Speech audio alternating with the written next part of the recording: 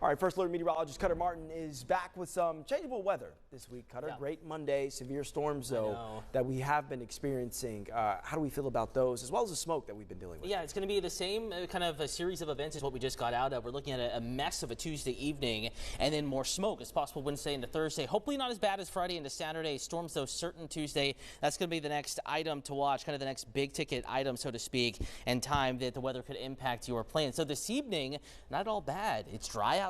Temperatures cool. Taking a peek out from the First Alert Weather Observatory. We had a little bit of haze today, but not looking too bad right now. And I do want to show you the big picture because it's not just quiet here in Baltimore. Across much of the north central, northeastern United States, not much going on. I mean, we're dry in Baltimore, and we look to the west, and there's nothing happening back to the Great Lakes. That's a sign of calm weather here for at least the next 24, 36 hours, and then very quickly downhill conditions will go on our Tuesday. So a lot to watch here, but right now, for the time being, the forecast is pretty calm.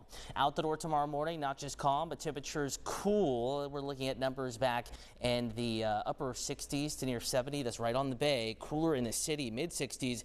And no, that is not mistaken. 59 degrees in Bel Air, much of Cecil County also waking up to upper 50s. Spots in Carroll County also cooler than 60 degrees. Another spot that could dip at least in a neighborhood or two below 60, that's going to be Howard County. We're going to get close to that. Clarksville, Glenwood right on the line at 60 degrees. Closer to the city though, Elk Ridge 64, 62, and Jessup the same in Columbia. We do warm up quickly though. Temperatures back in the lower 70s. Stunner of a 9 o'clock hour for the morning runs. The exercise or just going into work. It's a nice Monday morning, at least 76, 10 a.m.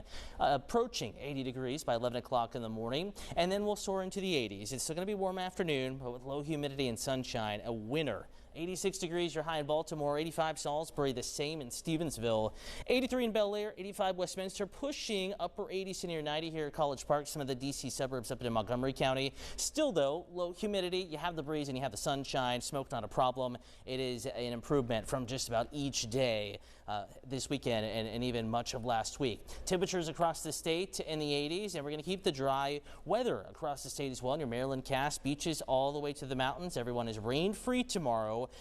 Do want to, because it's summertime, a lot of people are taking vacation middle of the weeks this time of year.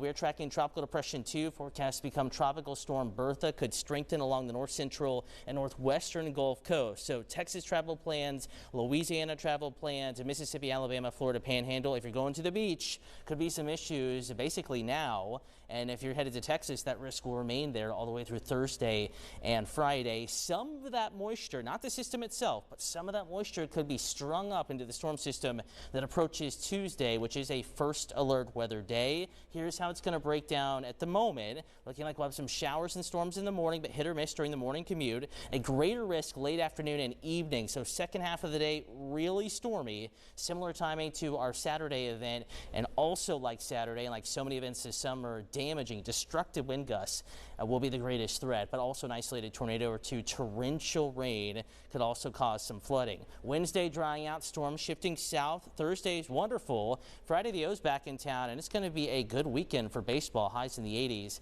and low humidity. Bryant. All right, Cutter, thank you.